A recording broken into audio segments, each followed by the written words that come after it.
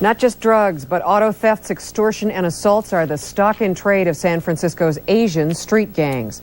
Police say the gangs are growing, and they are engaging in ever more serious crimes. Asian Affairs reporter Vic Lee has this story. Last month, a brawl between two groups of Chinese teenagers led to this shooting at a Vietnamese restaurant. Last week, a Chinese teenager was shot to death in a dispute over stolen motorcycle parts. In the last year, there has been an increase of violence in San Francisco involving young Asians. Many of them are members of emerging youth gangs. The two biggest and best organized Chinese youth gangs are called the Asian Invasion and the Locomotion, two gangs that are battling for turf here in the Richmond district. Tom Fields is a longtime Richmond resident. He heads a neighborhood group asking for more police protection. We had a murder half a block down from me in a schoolyard recently, and that happened at 8 p.m. at night, and apparently there were a lot of stray bullets flying around. And I looked out my window, and there was an officer looking under vehicles for a weapon. Bok Pan, another resident, says the gang problem has been exaggerated. Pan heads the American Chinese Association. Some of the neighborhood people misunderstood, and they look at Chinese youth and they jump to the conclusion that they are gangs. But I'm sure there is one or two bad apples in every barrel. Recent statistics show that Richmond is still the safest district in the city. But in the last 4 months, there have been 5 drive-by shootings in the avenues. Police attribute some of them to the gangs. Vic Lee, News Center 4. In a sweep of 13 states today, authorities arrested more than 100 Jamaican gang members, including some here in California. Officials say they're trying to cripple Jamaican drug rings tied to at least 600 murders. The drug traffickers are also believed to be responsible for 60 to 70% of the crack cocaine in the United States. One official referred to the gangs as this country's most violent organized criminals. 5 of the arrests today were in Southern California. Other big pickups happened in Dallas, New York, and in Miami. Require 2 guards. And why wasn't Castrejón searched? After the killing, when he was searched, guards discovered a razor blade and, amazingly, a key to the handcuffs. It could raise questions of the quality of search, and it could also raise questions as to the quality of supervision while on the tier. Black inmates have a theory. If the administration staff would have you jump on one inmate unjustifiably, well, they got to come and get it, jump on everybody down the road. Such unity, such concerted efforts on the part of inmates against staff, administration don't like. So in that context, they figure, well, we have to show these individuals that they're not indestructible. There's one other thing that makes black inmates think Montgomery was set up. Even though Castrejón killed Montgomery in front of a dozen guards and witnesses, the prison so badly bungled the case, Castrejón has never been charged with the crime. From San Quentin, I'm Ginger Rutland, News Center 4. I'm Kevin McCullough in Washington. A panel of former youth gang members today painted for Congress a bleak and desperate picture of gang life. Where I come from, most of the gang members do is selling drugs to get weapons. The weapons we use are automatic rifles, machine guns, Uzis. A couple of my friends have grenades. I talk to gang members and say, hey, we're going up to Vegas this weekend and make me some money. You know, he can't make the same money on his rock in LA that he can make in Vegas. So he goes to Vegas for 3 or 4 days, comes back with bank. I mean, we're talking $10,000 coming back. Plus the jobs, I mean, be honest with you, $3.35, something like that minimum wage? You can't really do that. You work, there's places like Burger King and stuff, make you work hard. I mean, you know, you want a little bit more money than that. Now things, of course, is more expensive nowadays, so of course you will sell some drugs to get some extra money. Professionals who try to help the gang members were uniformly pessimistic about the future. You know, I've been studying youth violence for a long time. I hate to tell you how long, but it's really over 20 years. But I would have to tell you that in all candor, I've never been more worried, more troubled than I am today about what I'm seeing out there. At the end of the hearing, committee members sounded disheartened too. Chairman George Miller of Contra Costa County isn't proposing any new bills to help, just concentrating on fighting budget cuts on existing programs.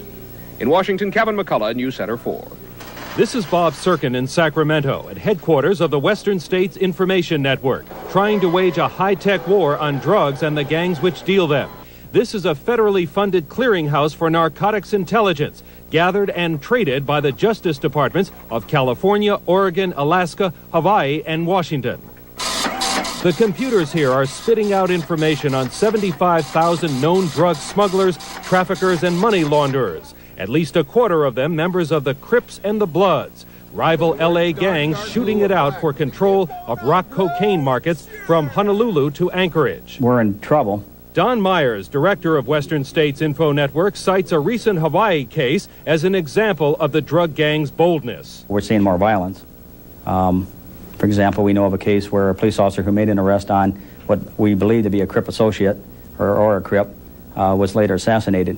Sacramento has become one of the latest hotbeds for L.A. drug gang dealing and violence. In South Sacramento last year, 15 gang-related murders. The Crips and the Bloods are now buying their cocaine cheap and direct from major Colombian suppliers, then reselling it for 400% profits. Intelligence analyst Phil Steed. The various members of the L.A. street gangs know some of the Colombians well enough to go in and buy the cocaine in bulk from them. Despite their high-tech approach, agencies like the Western States Information Network are barely making a dent in the L.A. drug gang's thriving business. Not only that, but new federal budget cutbacks, especially affecting the Coast Guard's drug interdiction program, are enabling the Colombians and the L.A. gangs to remain one step ahead of the law. Bob Serkin, News Center 4, Sacramento. Another escapee from San Francisco's Youth Guidance Center has been captured. Police arrested 17-year-old Lawrence Worthy last night near Golden Gate Park. Worthy faces narcotics charges in San Francisco and in Texas. He was one of 11 dangerous juveniles who escaped from the center last Friday using a stolen key. 4 of them are still at large and considered dangerous. The California Youth Authority reports the number of juveniles jailed in this state has skyrocketed in the past decade. At the end of last year, more than 17,000 juveniles were incarcerated in California. Currently, there are more than 1,400 juveniles behind bars in the Bay Area, 109 of them in Juvenile Hall in San Francisco, 178 in the San Mateo County Juvenile Hall or Detention Camp, 187 in Contra Costa County's Hall or Ranch. There are 387 juveniles incarcerated in Santa Clara County. And in Alameda County, 331 juveniles are either in Juvenile Hall or the Los Cerros Boys Ranch.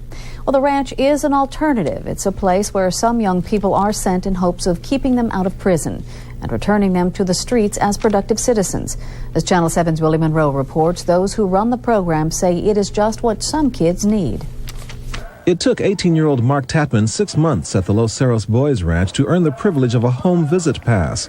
He's looking forward to seeing his family this weekend. I think if I don't go home and see him, then, I don't know what I'll do. I'll probably go crazy. The visits mean a lot to him because family is important. To me, without it, you're nobody. You got to have some type, whether it's your cousin, your auntie, your father, your mother, don't matter. You know what I'm saying? You got to have some type of support from somebody, a friend or somebody. Juvenile judges who sentenced youthful offenders to this 100-bed facility have already determined that despite their serious crimes, they can return to their communities. The average stay is less than a year. It is the last stop for the California Youth Authority, the state's prison for young people. Unlike Juvenile Hall next door, where about 250 young people are locked up waiting for their cases to be resolved, Los Cerros has no fences or guards. 24 hours a day, if they decide that this program is not for them, they can walk away. We do not chase them. A few do walk away, but they risk commitment to the California Youth Authority. Those who remain are involved in a program of incentives and rewards. There is heavy emphasis on education. Many earn high school diplomas here. The philosophy is that youngsters can change, and that with proper program, proper counseling, support from the parents, support from probation officers, that they can control their behavior and they can learn to be better citizens. Officials say there's no guarantee the young people who leave here will stay out of trouble. Some do not, but they are encouraged by their successes. In San Leandro, Willie Monroe, Channel 7 News. Has the latest dramatic evidence tonight that crack use is spreading wider, far from the cities and closer to the children. Police rounded up more than 100 alleged crack dealers early this morning in 3 New Jersey towns. Authorities say those arrested are typical street pushers, the kind who are now selling crack in the suburbs and in small towns across the country. These drug dealers that we dealt with today will be replaced on the streets with new individuals in a matter of hours, days, or weeks. Police made most of the arrests in Passaic, New Jersey. They say this was the base of operation, the local elementary school playground. During the summer, police videotaped numerous drug transactions and made undercover buys on the playground.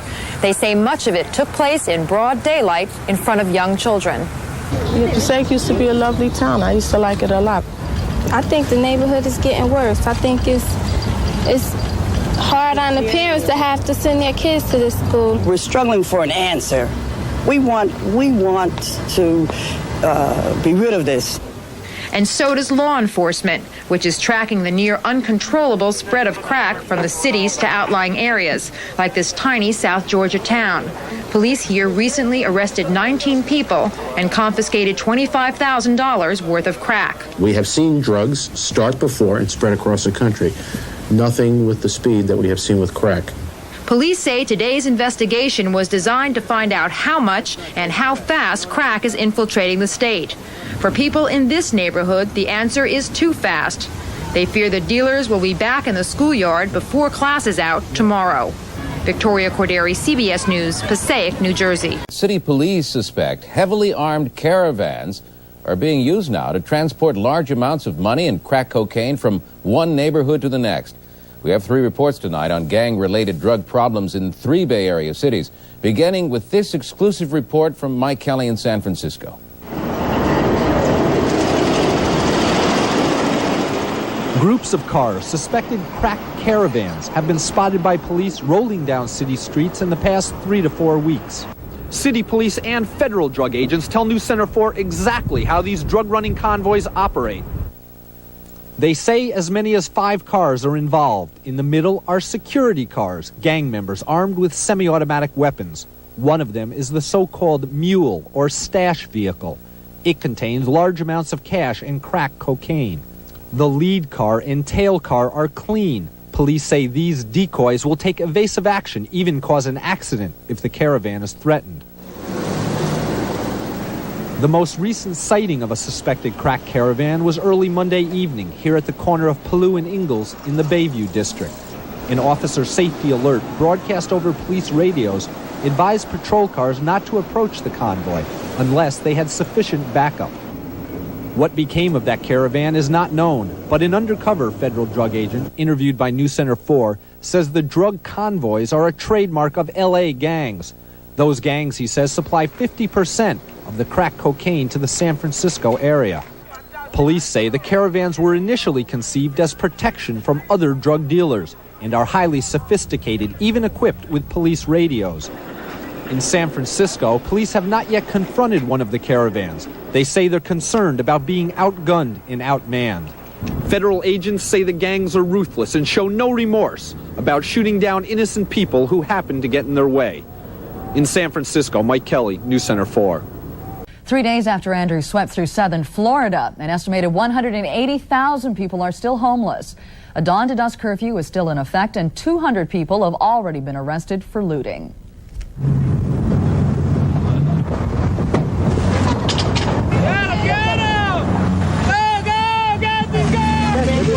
No, not every man for himself, every family for themselves. Yeah, they got TVs and everything. What's that telephone for? Where'd that come from? Most of these people are stealing, stereos, VCR, TVs and stuff. When they're stealing food and stuff, we mostly give them a break. I'm hungry, sir. I don't have no candles, no money, no nothing for my foster kids, sir. So you're trying to find somewhere to buy some candles or something for my kids, sir. Food in Dade County is in short supply, and there are long lines for ice, gas, and just about every other daily necessity. Damage is estimated between $15 and $20 billion, and if that figure holds, this will be the costliest disaster in U.S. history.